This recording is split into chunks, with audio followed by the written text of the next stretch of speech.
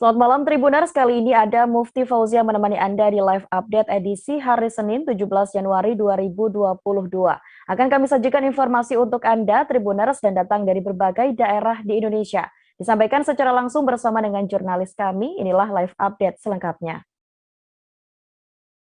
Informasi pertama kali ini datang dari Kabupaten Merangin. Diinformasikan bahwa satu keluarga mengalami luka bakar akibat kebakaran yang disebabkan tabrakan mobil tangki ke kios minyak eceran di depan SPBU Sungai Misang, Kecamatan Bangko, Kabupaten Merangin. Kebakaran hebat itu terjadi akibat mobil tangki bermerek Pertamina ini menabrak kios dan menimbulkan percikan api hingga terjadi kebakaran. Seluruh korban pun dibawa ke IGD RSUD Kolonel Abunjadi, Bangko. Untuk tahu informasi lebih lengkapnya, Tribuners, kami sudah terhubung bersama dengan jurnalis kami, Darwin Sijabat dari Tribun Jambi. Halo, selamat malam, Darwin. Halo, selamat malam, rekan Darwin. Ya, halo, selamat malam rekan Mufti.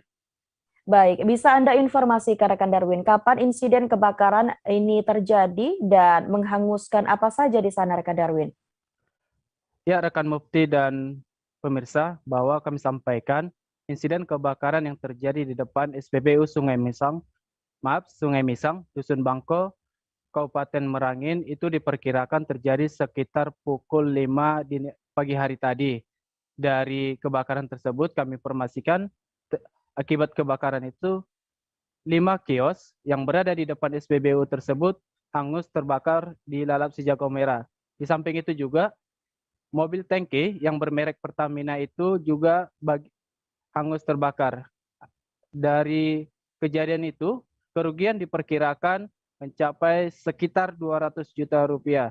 Seperti itu rekan Mufti. Baik, rekan Darwin. Lalu mungkin bisa Anda ceritakan kepada Tribuners terkait dengan kronologis kebakaran tersebut bagaimana rekan Darwin? Ya, pemirsa, kami sampaikan bahwa insiden itu bermula dari saat mobil tangki, dari informasi yang kami terima, mobil tangki pada dini hari itu telah usai bongkar muat pada SPBU tersebut. Dikarenakan posisi mobil atau jalan yang dari SPBU tersebut menurun, namun tiba-tiba mobil tersebut meluncur ke bawah dan menabrak kios yang ada di depan SPBU tersebut. Sehingga, Baik. maaf, ya kami lanjutkan bahwa akibat kecelakaan tersebut terjadi percikan api sehingga menghanguskan kios maupun mobil tangki tersebut. Seperti itu, rekan. Baik, Darwin. Lalu dari informasi yang Anda dapatkan seusai kejadian begitu, apakah ada korban jiwa akibat kebakaran yang terjadi, Darwin? Ya, pemirsa, kami sampaikan dan kami informasikan bahwa dari hingga pada hari ini atau malam hari ini tidak ada korban jiwa yang meninggal dunia akibat kebakaran tersebut. Namun kami sampaikan satu keluarga yang terdiri dari sang suami dan sang istri beserta 3 anaknya mengalami luka bakar. Sang suami mengalami luka bakar pada badan sekitar 20%, sementara anak pertama mengalami luka bakar 80 hingga 85%. Kemudian anak nomor 2 mengalami luka bakar sekitar 45%, sementara anak nomor 3 mengalami luka bakar sekitar 8%. Sementara sang ibu juga mengalami luka bakar namun tidak dilakukan perawatan melainkan dilakukan terapi. Untuk anak yang pertama yang mengalami luka bakar sekitar 80 atau 85% tersebut dirawat di ICU Rumah Sakit Kolonel Ambujani Bangko. Seperti itu rekan Mufti. Baik, terima kasih rekan Darwin atas informasi Anda dan untuk lengkapnya Tribuners kami juga sempat melakukan wawancara dengan Dr. Icis yang merupakan dokter IGD RSUD Kolonel Abujadi Bangko dan juga Dinal yang merupakan Kabid Dalops Damkar dan Penyelamat Merangin. Berikut informasinya untuk Anda. Bu, Tapi ini dulu banget. kondisi pasien saat ini, Bu? Kalau kondisinya stabil ya Pak ya. Terus kalau untuk gawatnya anaknya yang paling yang pertama. Kalau kondisi Bapak sih stabil dan untuk luas derajat lukanya 20,5%. Untuk keseluruhannya, Bu? Keseluruhan misalnya Dari masing-masing itu berapa persen? Kalau misalnya untuk bapaknya 20,5%, kalau untuk anaknya yang pertama itu 80 sampai 85%. Itu derajat 2AB, 2AB ya. Penanganan sampai hari ini sampai sekarang apa Bu? Oh, semuanya kita bersihkan, terus terapi udah kita masukkan semuanya. Kalau untuk anaknya kita sarankan untuk masuk ICU karena sampai 85%. Gitu ya. Kalau umurnya itu umur 8 bulan itu sekitar 4,5%. Terus untuk anaknya yang nomor 2 itu sekitar 8,5%. Terkait asupan gizi atau asupan ASI untuk anak si bayi. Oh, bisa ASI kok Pak, soalnya kan yang terkena kan wajahnya masih merah, masih stabil. Dan kondisi yang paling nggak memungkinkan itu anaknya, yang nomor 1 sama kondisi bapaknya. Berarti 2 korban yang Iya, yang gawat. Terus kalau untuk ibu sih, tadi saya udah anjurkan untuk diinfus, cuman karena ibunya menolak, karena masih menyusui untuk anak, jadi dia nggak mau diinfus, mau kasih terapi aja. Supaya dia bisa urus anaknya Iya. yang kecil katanya. Iya, Dan iya. bisa masih Bang, kejadian kebakaran pukul berapa Bang? Kami dapat informasi sekitar jam 5 subuh. Jam 5 subuh ya? Dapat informasi. Jadi kami turun dengan spot time kan. Betul. Jadi sekitar jam 5.30 api sudah bisa dikendalikan. Jadi ini sudah kita blok ya kan. Jadi bisa berjalan lagi. Cuma karena ini muatannya adalah rumah kayu kering, ada minyak juga kan. Maka ini apinya sangat besar. sebab kebakaran sudah Pak. Sebab kebakaran itu Dugaan. mobil itu rensek langsung lumpur ke bawah, menimbulkan percikan api kan. Nah, disitulah api itu mulai Posisi berjalan. mobil sudah dibongkar ya? Ya? Posisi mobil BBM sudah dibongkar. Habis bongkaran. Sudah. Nah, jadi dia keluar dari pom, mungkin menurun itu tidak kendali kan. Jadi percikan api timbul, jadi ledakan api. Kan? Apa saja yang terbakar Bang? Ada 5 toko di kios-kios kecil kan, ada tukang jahit di sana, ada bengkel las ya, bengkel las. Korban berapa orang? Korban jiwa tidak ada ya? Hah? Tidak ada ya? Kosong. Korban jiwa tidak ada. Untuk luka ringan, Luka ringan ada 1 orang ya, 1 orang sudah bawa ke rumah sakit.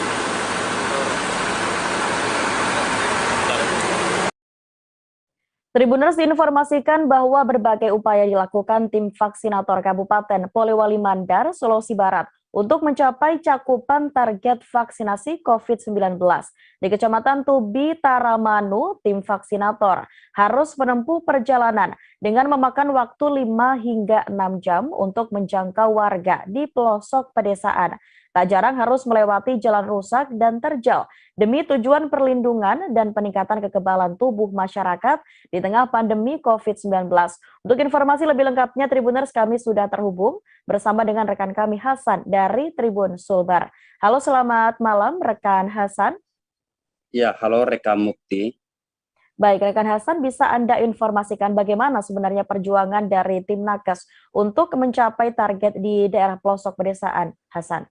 Oh iya, memang saat ini pemerintah Kabupaten Polewali Mandar terus menggenjot program vaksinasi tidak hanya di daerah perkotaan saja, tetapi sudah mulai menyasar di daerah pedalaman pelosok pedesaan. Seperti dilakukan kemarin di Desa Rate, Kecamatan Tubi Taramanu. Untuk menjangkau di sana memang tim vaksinator butuh perjuangan ke sana karena jarak ke sana itu cukup jauh dan memakan waktu hampir 5-6 jam baru tiba di lokasi tujuan. Selain jarak yang cukup jauh, memang untuk menuju ke sana itu aksesnya cukup berat karena jalan rusak, terus kedua itu jalur terjal dan harus menyeberangi beberapa sungai baru tiba di lokasi. Namun meski demikian, namun tidak menyurutkan semangat bagi tim vaksinator untuk melaksanakan tugasnya sebagai tim vaksinator ini demi mensukseskan program vaksinasi di daerah ini. Dan bahkan para petugas harus rela bermalam di sana untuk mendukung program vaksinasi. Begitu, Mukti.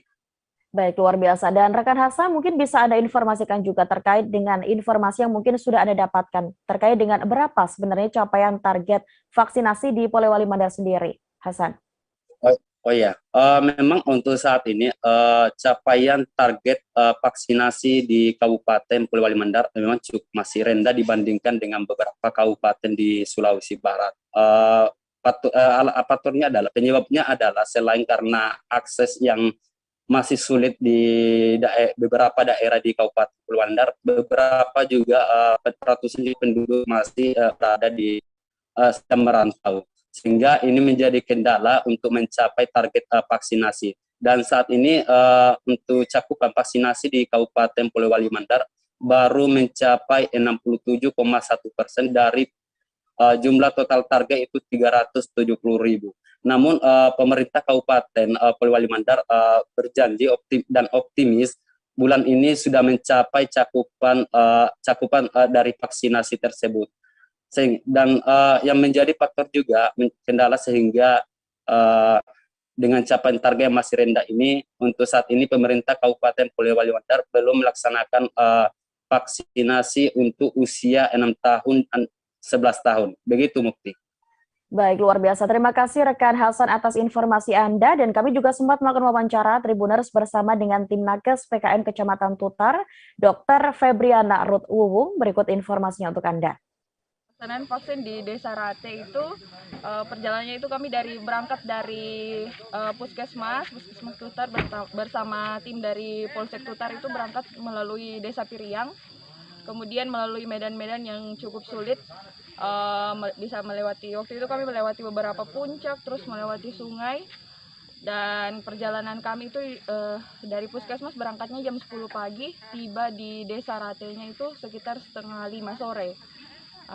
Melalui medan yang cukup berat, tapi di situ bisa terlihat kerjasama dari Puskesmas Tutar juga Polsek Tutar yang mengawal kami itu begitu kompak, dan setibanya di Desa Rate melakukan vaksinasi, bersyukur karena antusias dari masyarakat yang sangat tinggi, dan segala capek, segala lelah boleh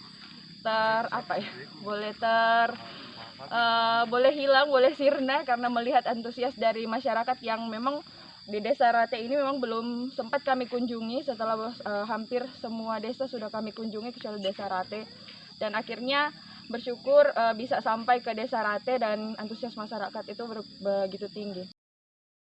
Tribuners, untuk menjaga warisan budaya dan kearifan lokal di Banyuasin, Bupati Banyuasin, Haji Askolani Jasi akan mengkaji makam keramat leluhur warga Desa Limau. Makam keramat leluhur warga Desa Limau ini berada tidak jauh dari lokasi tol Trans Sumatera. Ada 3 leluhur warga Desa Limau yang dimakamkan, termasuk juga hulu balangnya.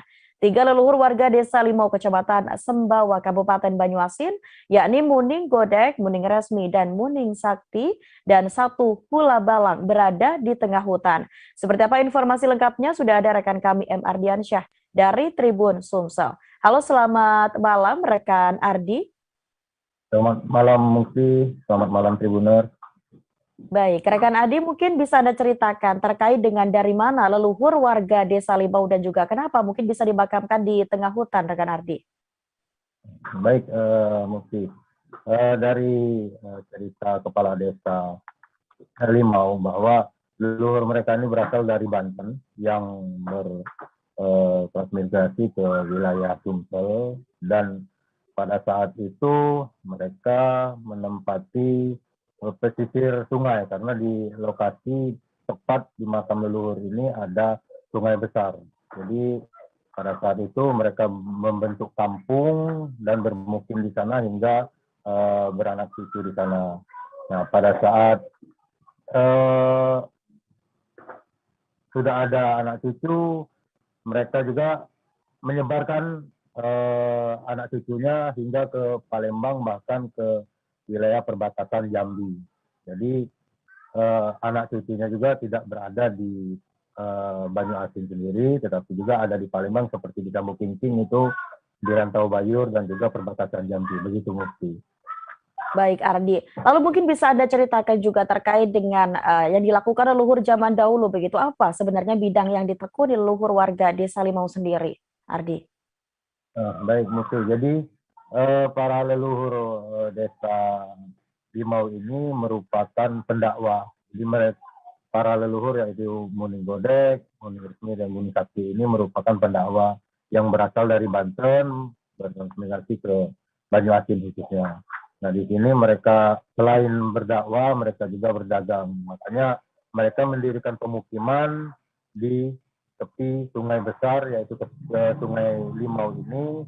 Selain berdakwah, mereka juga untuk berdagang dengan memanfaatkan transportasi sungai yang ada di Desa Limau. Karena di dekat mereka bermukim, di situ ada dermaga besar dahulunya, ada dermaga besar, dan dermaga besar inilah yang dijadikan akses sebagai tempat pelabuhan para pedagang, baik dari Selat Sunda maupun yang datang dari luar Pulau Jawa, begitu. Baik, terima kasih Ardi atas informasi Anda. Ada juga wawancara Tribuners dari Haji Askolani Jasi, merupakan Bupati Banyuasin. Berikut informasi untuk Anda. Bersama dengan Bu Camat, Pak Kades, dan tokoh-tokoh masyarakat, Ketua Basnas, kita kegiatan safari Jumat yang sekaligus kita lanjutkan di tempat yang desa yang berdekatan. Kita silaturahim dengan masyarakat Limau, sekaligus kita siaro ke tempat makam leluhur. Di sini ada Muning Sakti, ada Muning Godek, dan Muning Resmi. Dan konon cerita bahwa pemakaman ini adalah pemakaman lama, dan konon cerita juga yang kita dapat informasikan dari Pak Kades dan tokoh masyarakat, ini leluhur yang datang dari tanah Jawa, dari Banten, merantau ke sini. Ada 5 orang, inilah yang mendirikan Desa Limau ini. Karena mereka berlima, jadi namanya Desa Limah. Tapi sekarang ini dinamakan Desa Limau. Dan ini setelah kita dengarkan apa yang disampaikan Pak Kades tadi, bahwa pemakaman ini adalah orang-orang lama yang memang dulu di sini ada sungai besar, ada bom, tempat pelabuhan, sehingga mereka menyebarkanlah agama Islam yang ada di Banyuasin. Dan Banyuasin memang terkenal dengan religiusnya, ada banyak tokoh-tokoh Islamnya seperti Kiai Haji Sulaiman yang ada di Pangambalai, dan juga ini ada kaitan juga dengan makam leluhur yang ada di Susang, dan juga ada di Rantau Bayur, dan juga ada di Desa Paldas di Pilut 5, itu Puyang Semiluan namanya. Nah, kalau ini Syekh Mesir yang ada di di Kecamatan Sungsang. Dan juga ada beberapa makam juga yang ada nilai sejarah di Kelurahan Talang Kramat, Kecamatan Talang Kelapa. Dan ini tentunya kami dari pemerintah Kabupaten Banyuasin akan mengkaji, menganalisa kalau memang ini syarat akan kita jadikan cagar budaya yang ada di Kabupaten Banyuasin dan menjadikan tempat pariwisata religi yang ada di Kabupaten Banyuasin. Amin. Kita sebagai generasi muda, generasi penerus pada saat ini, tentunya kita akan mulai menghargai, menghormati para leluhur. Salah satunya kita untuk membuatkan fasilitas sesuai dengan kemampuan daerah kita, agar anak cucunya bisa bersilaturahim dan bersiarah lah ke tempat makam leluhur yang kita jadikan pariwisata religi. Kita menuju ke informasi selanjutnya. Tribuners, narapidana di Lapas Kelas 2B Indramayu mendapatkan asimilasi untuk menjalani sisa masa hukuman di rumah masing-masing. Dengan begitu, para narapidana bisa bebas lebih awal dari masa hukuman yang semestinya mereka jalani. Pemberian asimilasi tersebut disebut sudah diatur dalam Peraturan Menteri Hukum dan Hak Asasi Manusia Nomor 43 Tahun 2021. Lebih lengkapnya informasi akan disampaikan oleh rekan kami, Handika Rahman dari Tribun Cirebon. Halo, selamat malam, Dika. Halo, rekan Mukti. Baik, Dika, bisa Anda informasikan terkait dengan informasi tersebut, berapa narapidana di Lapas Kelas 2B Indramayu yang mendapatkan program asimilasi? Baik, dapat kami informasikan ada sebanyak 29 narapidana ya di Lapas Kelas 2B Indramayu yang mendapat program asimilasi untuk menjalani sisa masa hukuman di rumah masing-masing tersebut. Mereka pun akhirnya bisa bebas menghirup udara bebas lebih awal dari masa hukuman yang semestinya mereka jalani karena program asimilasi ini. Menurut Kepala Lapas Kelas 2B Indramayu, puluhan narapidana tersebut mendapat program asimilasi karena sudah memenuhi syarat administrasi yang sudah ditentukan oleh pemerintah sendiri. Adapun pembebasan bersyarat ini merupakan salah satu upaya dari Lapas Kelas 2B Indramayu sebagai bentuk pencegahan penyebaran COVID-19 yang ada di dalam lapas.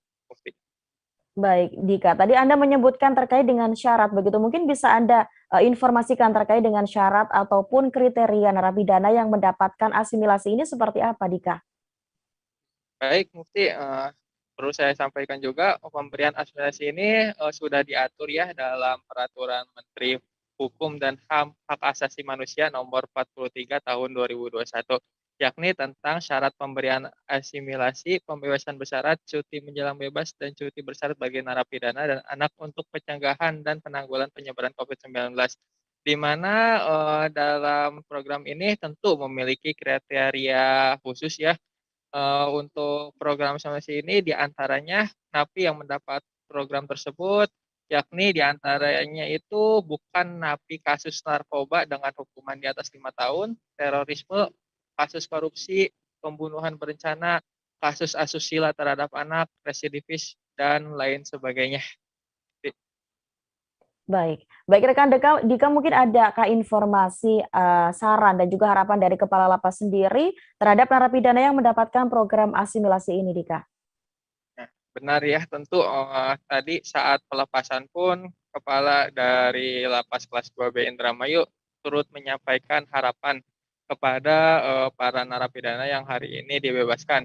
Terutama dari harapan itu agar mereka tidak mengulangi lagi perbuatannya tersebut di lain hari.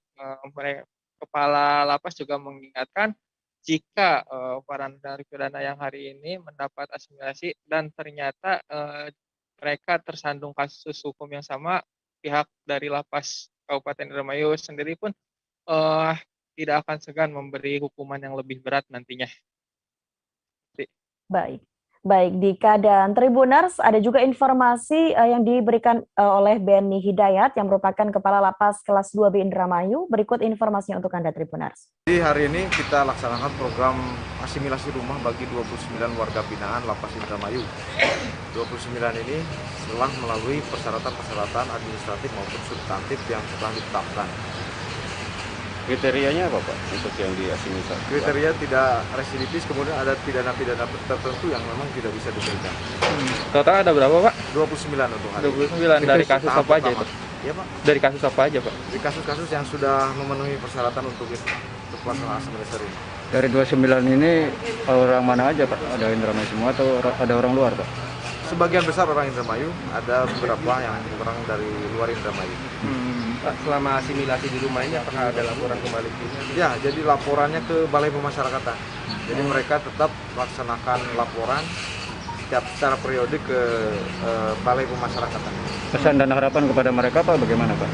Tentu mereka harus stay di rumah, tidak mengulangi kembali tindak pidana, dan mereka tetap sehat untuk mendukung pemerintah melaksanakan pencegahan COVID-19. Oke. Tribuners, masih banyak informasi yang kami sajikan untuk Anda. Sesudah kami akan kembali dengan informasi menarik lainnya. Jadi tetaplah bersama kami di Live Update. Oke, apa kabar Bang Arifki di sini untuk strateginya? Kalau saya sendiri di Game Week 37 ini yang semalam baru mulai, saya udah sebenarnya aku nggak ngerasa itu penangkapan atau penggerebegan atau apapun itu. Karena gitu, posisinya aku kriteria. Jadi kita mengenal disebut dengan stroke yang tidak berdarah dengan stroke yang berdarah. Stroke yang tidak berdarah itu biasanya ditandai dengan adanya penyumbatan. Kalau itu terjadi di sini mungkin pikirnya tidak ke situ kali ya. Tapi kalau di Korea atau di Kamboja itu ada beberapa paper yang saya itu mas, ya dulunya tukang koran. Oh gitu ya. Tukang koran. Ya, saya baca itu Pak. Tuh kan pernah baca kan? Ya. Jadi kalau saya jadi tanggam itu udah bersyukur banget. Si anak ini dijadikan sebagai tersangka begitu. Ya kalau ini kita bicara yang di luar kasus Bongombo ya. Dengan nama hujan shower, di mana terdapat batas jelas antara daerah hujan dan tidak hujan yang biasanya terjadi pada fase awal mature stage atau tahap Berbahaya dewasa. tuh Kang. Jadi mulai artinya terjadinya perlembekan. Nah itu untuk penetrasi akan sulit. Gitu, ya. Dok, saya ini Menurut saya memang tidak mudah, bukan urusan tanah diambil. Kalau misalnya Amerika Serikat sekarang, Rasulullah mengatakan dalam sebuah hadis bahwa berpuasa di 6 hari Syawal itu. Oke, apa kabar Bang Ariski di sini untuk strateginya? Kalau saya sendiri di Jumit 37 ini yang semalam baru mulai, Apa yang saya dirasakan udah Kapten Nita? Sebenarnya aku nggak ngerasain penangkapan atau penggerebegan atau apapun itu. Karena gitu, posisinya aku Kriteria. Jadi kita mengenal disebut dengan stroke yang tidak berdarah dengan stroke yang berdarah. Stroke yang tidak berdarah itu biasanya ditandai dengan adanya penyumbatan. Kalau itu terjadi di sini mungkin pikirnya tidak ke situ kali ya. Tapi kalau di Korea atau di Kamboja itu ada beberapa paper yang Saya itu mas, ya dulunya tukang koran. Oh gitu ya. Tukang koran. Ya, saya baca itu Pak. Tuh kan pernah baca kan? Ya. Jadi kalau saya jadi tanggam. Terima kasih Tribuners, Anda masih bersama kami di live update bersama saya Mufti Fauziah. Tribuners diinformasikan bahwa 5 orang tersangka spesialis bom ikan di wilayah perairan Pulau Buaya dan Sop Kota Sorong, Papua Barat ditangkap. Saat penangkapan, kelima orang tersebut tengah berangkat menuju Raja Ampat. Seluruhnya diamankan dengan membawa sejumlah perlengkapan, termasuk bahan peledak. Informasi lengkapnya akan disampaikan rekan kami, Safwan Asari Raharusun, dari Tribun Papua Barat. Harus selamat malam, rekan Safwan. Halo, selamat malam Mufti. Baik, rekan Safwan bisa ada informasikan penangkapan kelima orang ini kapan, serta di daerah mana, dan mereka ini berasal dari mana saja, rekan Afwan? Ya, Mufti dan juga Tribuners dimanapun Anda berada, hari ini dapat saya kabarkan dari Kota Sorong, Papua Barat bahwa Ditpol Airut Polda Papua Barat tengah melakukan penangkapan terhadap lima orang tersangka pelaku bom ikan di wilayah perairan Papua Barat. Pada saat penangkapan kurang lebih tanggal 8 hari Sabtu kemarin, mereka ditangkap pas dalam perjalanan dari Kota Sorong menuju ke Raja Ampat untuk melakukan aktivitas pengeboman di wilayah Raja Ampat, dan mereka berhasil dicegat di pertengahan antara Pulau Buaya dan sebuah pulau di wilayah perairan Kota Sorong itu sendiri, Mufti. Dan mereka ini berasal dari warga Sulawesi Tenggara, yaitu tepatnya di Buton, begitu, Mufti. Baik, rekan Safwan, mungkin bisa juga ada informasikan dari informasi yang Anda dapatkan begitu. Tujuan mereka ke Papua Barat ini sebenarnya seperti apa, rekan Safwan? Ya, kelima tersangka tersebut mereka dari Sulawesi Tenggara menuju ke Papua Barat dengan motivasi untuk melakukan aktivitas pengeboman ikan di wilayah perairan Raja Ampat, karena di perairan Raja Ampat sendiri masih banyak jenis ikan yang ada di wilayah tersebut, sehingga mereka dengan motivasi tersebut mereka ingin untuk menuju ke Raja Ampat untuk melakukan pengeboman, dan untungnya kelima tersangka tersebut telah ditangkap dengan sejumlah barang bukti, begitu, Mufti. Baik, rekan Safwan. Dari informasi dan informasi yang didapatkan begitu, berapa bahan peledak yang dibawa ke Raja Ampat, dan memang daya rusaknya ini seperti apa, rekan Safwan? Ya, terkait dengan bahan peledak yang akan dibawa menuju ke Raja Ampat, berdasarkan keterangan yang kami peroleh dari Dirpor Airut Polda Papua Barat, beliau menjelaskan bahwa kelima orang tersangka yang ditangkap saat ini diamankan juga sekitar 35 bahan peledak, yang mana bahan peledak tersebut dibuat dari sejumlah bahan yang mana diprediksi punya daya ledak kurang lebih 100 meter persegi begitu. Baik, rekan Safwan. Lalu selain bahan peledak yang tadi sudah Anda sebutkan begitu yang menjadi barang bukti, adakah barang bukti lain dan seperti apa hukuman yang diterima oleh para pelaku ini, rekan Safwan? Ya. Baik, terkait dengan selain barang bukti yang diamankan ke 35 bahan peledak itu, polisi juga menangkap kurang lebih 40 sumbu yang akan ditancapkan di bahan peledak itu dan rencananya dibakar. Dan selain 40 sumbu, ada juga 4 korek api dan sebuah mesin kompresor yang mana akan dipakai untuk melakukan penyelaman di dasar perairan Raja Ampat begitu. Baik, terima kasih rekan Safwan atas informasi Anda, dan Tribuners ada juga informasi dari Dirpolairut Polda Papua Barat Kombes Pol Budi Utomo. Berikut informasinya untuk Anda. Jadi saya sampaikan kepada rekan-rekan awak media bahwa pada hari Sabtu tanggal 8 Januari tahun 2022 sekitar pukul 23.00 waktu Indonesia bagian timur, patroli dari KP Manggada 7016 bersama teman-teman dari Direktorat berhasil menangkap tersangka bom ikan. Untuk TKP-nya adalah di perairan antara Pulau Buaya dan Pulau Sok. Ada 5 orang tersangka dengan inisial saudara LU, saudara T, saudara S, dan saudara K serta saudara LA.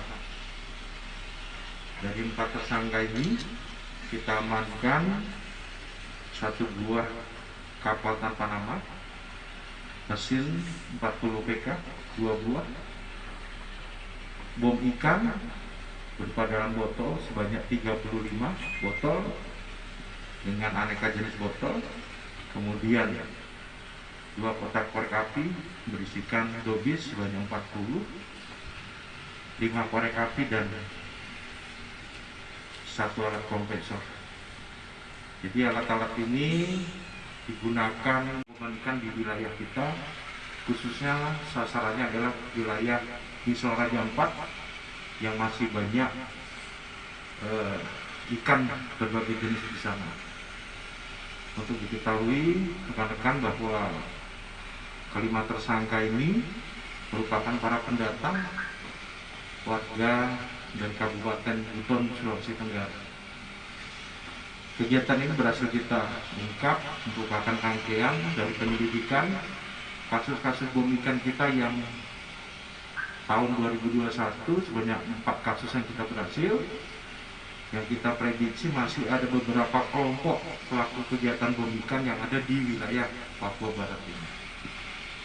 Ini yang bisa saya berikan kepada rekan-rekan media. Tentunya para tersangka ini dengan barang bukti yang ada, untuk pasal yang dilanggar adalah Undang-Undang Darurat Nomor 12 Tahun 51 tentang penggunaan bahan peledak. Demikian, terima kasih. Sudah berapa kali mereka melaksanakan aksinya nih? Dari pemeriksaan kelompok ini baru 1 kali, ya, 1 kali ketangkap tangan memang masih ada beberapa kelompok dari masyarakat pemain bom ikan yang ada di wilayah Papua Barat, khususnya ada di wilayah Sorong. Ya, ini salah satu kelompok ikan.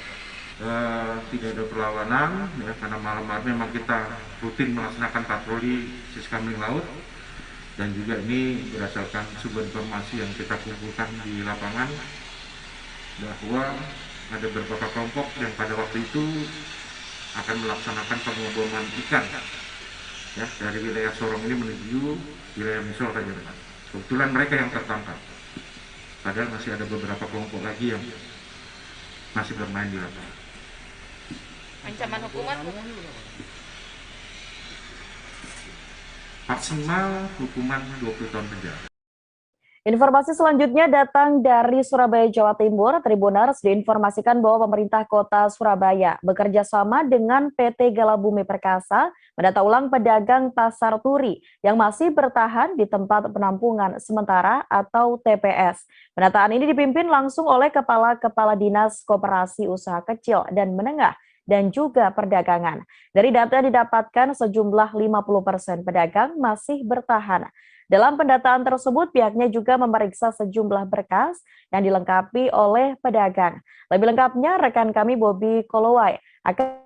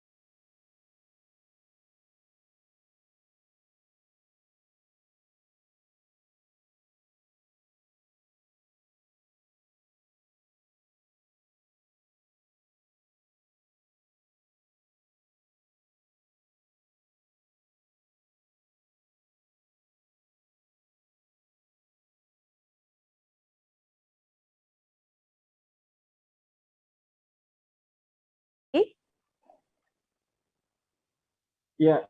Baik, rekan Bobby bisa Anda informasikan terkait dengan penyebab Pemkot Surabaya sebetulnya ini menyiapkan tempat penampungan sementara bagi para pedagang pasar turi ini bagaimana rekan Bobby?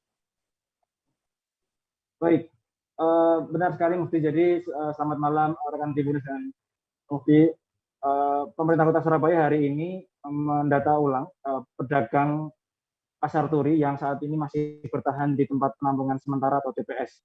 Tempat penampungan sementara ini sebenarnya telah berjalan sejak tahun 2008 lalu, yang mana sejak saat itu pasar turi sempat dilanda kebakaran. Akibatnya Pemkot Surabaya bekerjasama dengan stakeholder terkait gitu ya, membuat TPS untuk menampung para pedagang ini berjualan sementara.